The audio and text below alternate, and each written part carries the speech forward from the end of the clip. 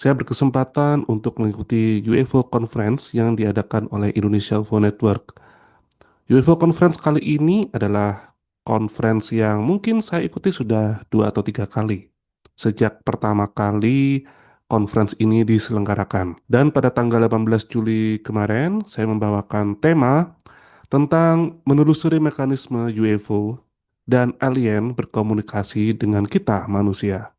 Saya mengambil beberapa referensi, terutama dari referensi ilmiah ya, yang berkaitan dengan hewan, kemudian dengan warna, karena menurut saya hal-hal semacam itu yang nantinya akan memperkuat dari apa yang selama ini saya pelajari tentang ya bagaimana UFO dan alien ini berkomunikasi dengan kita. Jadi langsung saja saya akan paparkan di sini dan saya paparkan di sini karena saya ingin membagikan presentasi saya ini kepada kalian, bagi kalian terutama yang belum bisa hadir pada saat conference kemarin. Jadi, saya mengambil tema ini karena saya yakin di dunia ini, di alam semesta ini, tidak ada yang tidak bisa berkomunikasi, tidak ada yang tidak berkomunikasi. Saya mengutip sebuah kata yang terkenal diucapkan oleh Paul Watzlawick. Dia berkata bahwa tidak ada yang tidak bisa berkomunikasi. Nah, ini seperti yang sudah saya sampaikan di awal tadi. Dalam paparan saya mengambil pengertian UFO atau klasifikasi utama UFO yang dilakukan oleh Rutledge ya, Rutledge. Dia adalah salah satu seorang bisa dibilang pionir dalam penyelidikan UFO dari jalur sains. Nah, UFO menurut Rutledge itu dibagi menjadi dua. Yang pertama adalah konstruksi metalik, yang kedua adalah cahaya nokturnal. Ini sangat senada dengan penampakan UFO yang sering dilaporkan pada tahun 40-an hingga sampai detik ini di tahun 2026. Walaupun saya berasumsi manusia telah mengembangkan teknologi surveillance atau pengawasan yang lebih baik dalam hal ini CCTV, keberadaan UFO ini tidak serta-merta kemudian hilang karena mereka masih sering memunculkan bentuknya dalam wujud cahaya nokturnal atau cahaya malam. Nah, interpretasi umum tentang UFO ini, kalau yang konstruksi metalik biasanya dimaknai sebagai teknologi alien. Teknologi alien, UFO yang bentuknya padat ini ya, yang mungkin kalian kenal dengan bentuknya flying saucer, Sager shape, kemudian UFO segitiga, UFO persegi. Saya ambil kesimpulan benang merah dari tanggapan orang-orang yang menganggap bahwa UFO yang solid ini adalah kendaraan alien. Dalam artian, UFO yang padat itu di dalamnya pasti ada alien. Nah, ini adalah anggapan umum yang sering kita tahu dari masyarakat. Sementara kalau cahaya nokturnal, dalam hal ini biasa disebut sebagai orbs. Tapi orbs dalam ranah ufologi ini adalah orbs yang bisa bermanuver, seolah-olah dia hidup. Ya, memang kita nggak tahu itu apa ya, tapi biasanya orbs ini dikaitkan dengan energi energi yang hidup atau yang lagi populer sekarang adalah UFO yang bisa dipanggil. Nah, UFO yang bisa dipanggil ini salah satu yang memprakarsainya adalah Chris Bledsoe, yang mana kalau teman-teman browsing orang ini kalian akan mengetahui bahwa Chris Bledsoe ini dikenal dengan kemampuannya yang bisa memanggil UFO. Nah, benar atau tidaknya, mungkin kalian harus coba sendiri ya bertemu dengan Chris Bledsoe. Kemudian, bagaimana UFO ini berkomunikasi? Yang pertama, dia akan menggunakan visual dan audio. Mereka muncul dengan tampilan wujudnya, atau mereka memanggil manusia dengan audio atau suara yang kemudian masuk ke telinga kita manusia. Dan yang kedua adalah first sighting ya. First sighting ini atau perjumpaan penampakan yang pertama antara manusia dengan UFO ini. Ini tidak hanya first sighting biasa, tetapi first sighting yang kemudian di kemudian hari ini akan ada kesan yang ditimbulkan oleh saksi mata ini.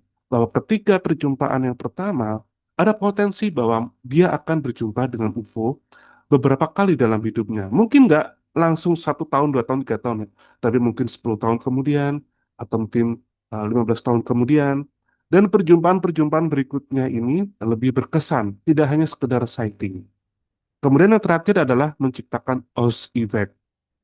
Oz effect ini adalah efek yang disampaikan oleh Jenny Randles, seorang ufolog, yang dia menyampaikan bahwa Oz effect ini semacam bertujuan untuk membuat orang yang masuk ke dalam lingkup Oz effect ini ketika saat kejadian UFO berlangsung, orang-orang ini kemudian akan merasa bahwa seluruh suasana yang ada di sekitar atau di depan matanya itu hanya diciptakan untuk dia dan UFO itu saja. Dia tidak bisa mendengar suara dari luar, dia mungkin tidak bisa melihat apa yang terjadi di luar, atau bahkan dia merasa waktunya telah hilang beberapa saat ketika ia masuk ke Oz Effect ini. Dan berikut adalah diagram tentang Oz Effect. Di diagram ini teman-teman bisa lihat ya, ini memang diagram dari analisa saya, yang mana dalam diagram ini siapapun yang masih dalam radius dari Auschwitz ini bisa bilang tidak ada kesempatan untuk keluar. Dari penelitian saya, hasil baca-baca referensi saya menemukan bahwa warna merah dan oranye adalah warna yang sering kita jumpai ketika kita melihat UFO atau orang lain melihat UFO. Kalau teman-teman memperhatikan kasus-kasus lampau di tahun 40 hingga mungkin tahun 2000-an, maka teman-teman akan mendapati orang-orang menceritakan deskripsi UFO yang dilihatnya memiliki warna merah, kemudian oranye. Bahkan ada beberapa foto UFO yang memiliki warna-warna tersebut. Dan rupanya warna ini tidak sembarangan saja UFO memilih. Karena dalam warna ini ternyata akan membangkitkan tonus dalam diri kita. Nah, tonus ini apa? Jadi tonus yang saya temukan sumbernya dari situs dan juga dari buku. Tonus ini merupakan tingkat ketegangan atau kesiapan dasar yang selalu ada pada otot dan sistem tubuh manusia. Bahkan ketika tubuh sedang beristirahat. Warna dan cahaya dapat menaikkan atau menurunkan tonus. Warna hangat seperti merah dan oranye mampu menaikkan tonus sehingga tubuh lebih tegang, aktif, dan siap bertindak. Jadi ketika seorang ini melihat UFO atau cahaya merah lah, mungkin dia belum berasumsi itu adalah UFO, tapi cahaya merah. Atau cahaya oranye yang memiliki perangai tidak jelas atau tidak biasanya seperti bintang.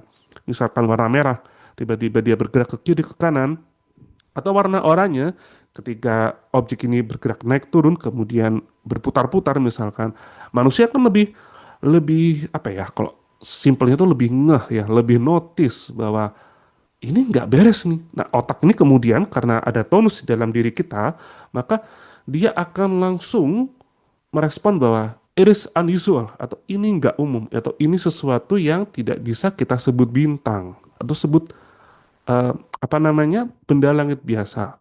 Walaupun di kemudian hari atau di lain waktu dia akan mencari tahu bahwa oh kemungkinan ini adalah Starlink, oh ini kemudian adalah satelit ya.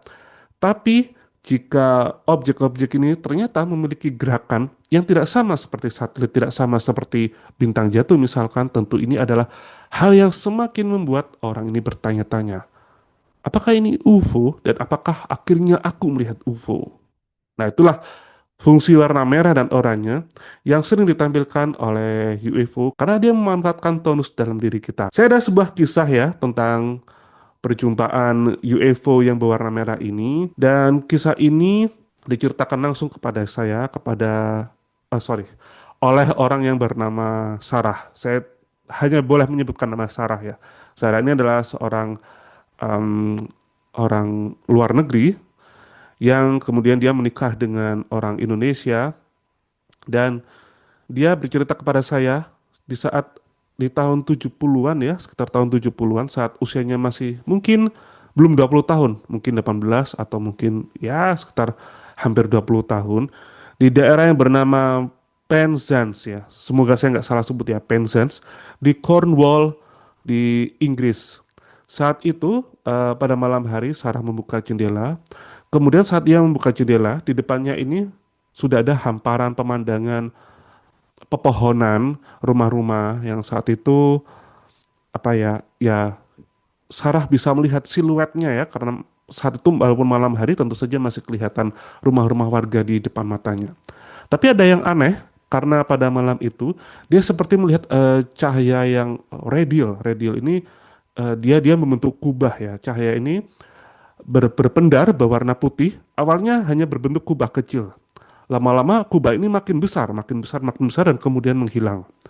Ketika menghilang, Sarah melihat ada sebuah cahaya yang bergerak dengan sudut sekitar 45 derajat ke arah kiri berwarna merah, kemudian 45 derajat lagi ke arah kanan masih berwarna merah, kemudian dia berbelok lagi ya sekitar 45 derajat juga, hingga akhirnya dia bergerak lurus ke atas dan akhirnya dia menghilang.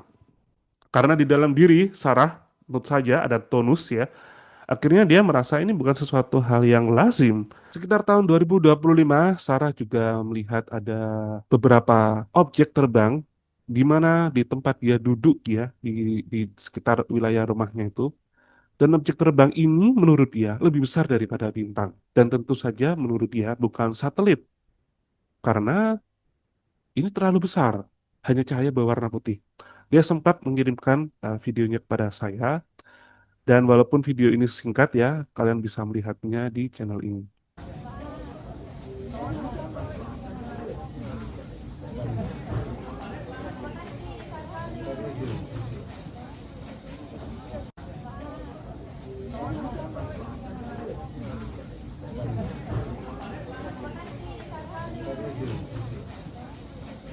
Kejadian berikutnya juga dialami oleh orang-orang yang melihat UFO di Kepulauan Alor. Jadi saat itu di Alor tahun 60-an sedang ada masalah luar biasa besar, yaitu perburuan terhadap orang-orang yang dituduh sebagai anggota G30 SPKI. Dan pada saat kejadian ada dua saudara, seingat saya bukan saudara kandung tapi saudara sepupu yang dituduh sebagai anggota G30 SPKI.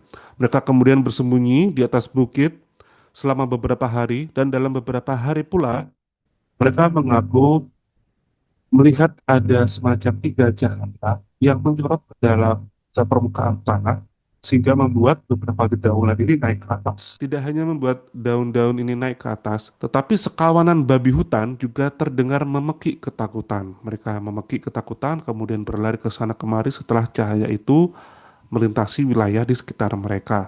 Pada penjelasan inilah ya, contoh audio dan visual itu mempengaruhi lingkungan di saat UFO ini sedang melintas atau sedang menunjukkan dirinya sendiri. Saya mendapati sebuah fakta menarik. Hewan-hewan yang mudah dipengaruhi oleh audio dari UFO adalah hewan-hewan yang berguna bagi manusia. Yang nomor pertama adalah anjing karena ia memiliki pendengaran ultrasonik yang tinggi. Kemudian yang kedua adalah keluarga dari babi, babi dan babi hutan. Dan yang ketiga ada sapi dan yang keempat adalah kuda. Dan sekali lagi hewan-hewan ini adalah hewan yang berguna bagi manusia dalam hal menjaga ternak atau untuk komoditas peternakan manusia itu sendiri. Rupanya memang kalau teman-teman pernah mendapati sebuah kasus di mana kasus-kasus di luar negeri maksud saya, di mana ada hewan ternak yang saat itu sedang gelisah atau ketakutan ketika UFO itu datang, barangkali itu berasal dari efek efek samping dari UFO yang saat itu mengeluarkan audionya. Dan audio ini memang difungsikan supaya menarik manusia agar dia keluar dari rumah atau keluar dari bangunan peternakan supaya melihat UFO tersebut. Jadi bisa dibilang UFO ini ingin dikenal atau ingin ya istilahnya bisa dibilang UFO itu adalah hal yang atau entitas yang sebenarnya caper juga gitu loh UFO ini. Nah, kita sudah lewat nih ya dari pembahasan mekanisme UFO. Sekarang bagaimana cara alien ini berkomunikasi? Dari apa yang saya dapatkan, alien itu punya 5 cara berkomunikasi atau 5 cara bagaimana mereka ingin menghubungi manusia. Yang pertama adalah muncul dari dalam UFO. Ini hal yang sangat familiar yang teman-teman sering dengar dari ulasan kasus-kasus mengenai perjumpaan manusia dengan UFO atau manusia dengan alien ya, di mana alien ini mengeluarkan dirinya dari UFO yang dinaikinya kemudian bertemu dengan manusia. Yang kedua, saya menyebutnya dengan staged event atau kejadian yang memang sedang mereka rencanakan. Kemudian ada gestur, yaitu memunculkan gestur menyapa manusia gitu ya, atau balik lagi, atau mungkin mereka hanya diam di depan UFO-nya sendiri tanpa mereka melakukan hal apapun kepada manusia. Kemudian ada alien yang melakukan direct communication atau komunikasi langsung. Dan yang terakhir adalah muncul dari mimpi. Nah, kalau muncul dari mimpi, mimpi yang saya sebutkan di sini adalah bukan serta-merta mimpi biasa, melainkan harus didahului dengan kejadian yang extraordinary sebelumnya. Jadi tidak ujuk-ujuk bermimpi bertemu dengan alien, atau tidak ujuk-ujuk setelah dia menonton film science fiction dia kemudian bermimpi alien. Harus ada kejadian extraordinary sebelumnya atau ada kejadian lanjutan. Kemudian staged event bisa saya contohkan di sini. Ini ada pengalaman yang menarik ya dari seorang mantan militer dari Denmark yang bernama mantan Letnan Satu Arne Harder Jorgensen. Pengalamannya ini terjadi di Raklev ya. Jadi jadi saat dia kecil, dia sedang main koboi-koboyan sama teman-temannya. Kemudian dia merasa mendengar ada orang-orang yang berbicara dengan bahasa campuran Korea dan Jepang.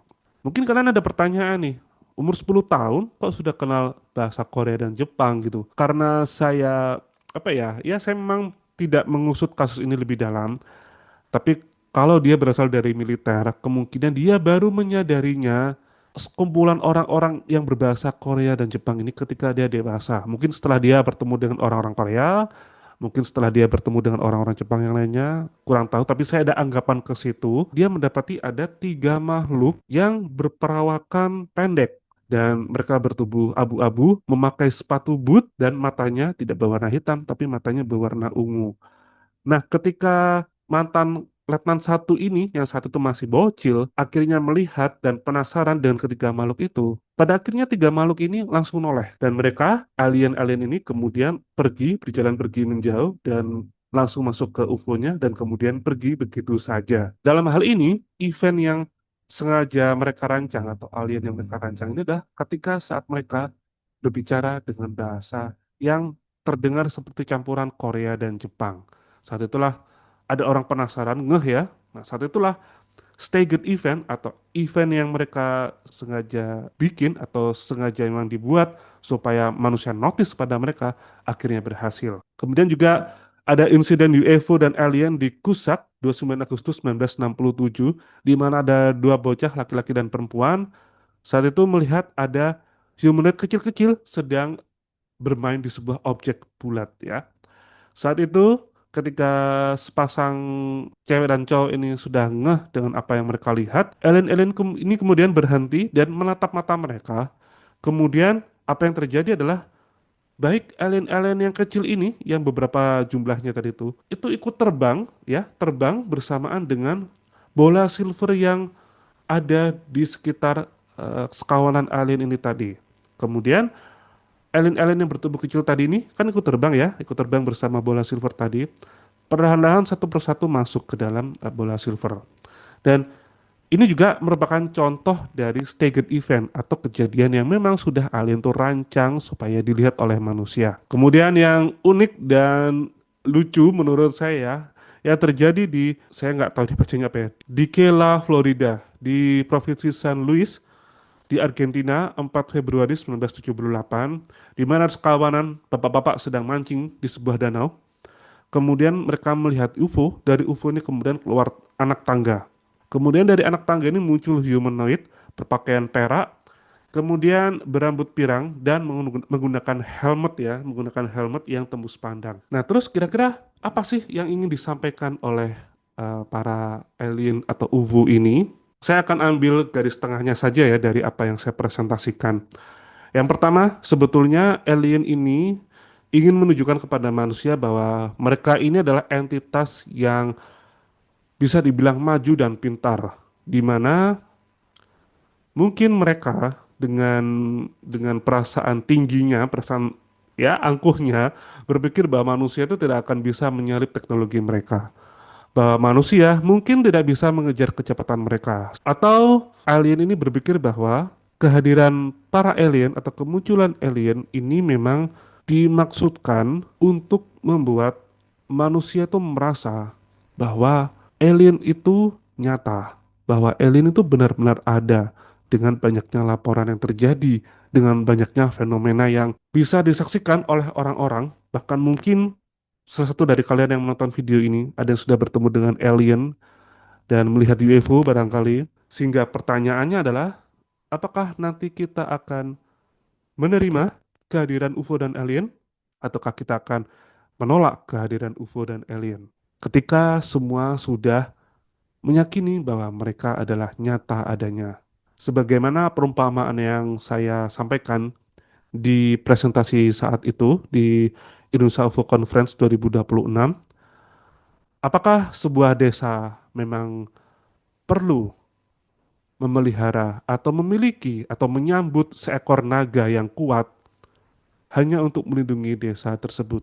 Pasti akan ada kecenderungan apakah naga ini memang sejatinya betul-betul ingin melindungi mereka. Jadi inilah yang saya sampaikan di presentasi kemarin. Kita akan ketemu lagi di video berikutnya. Salam.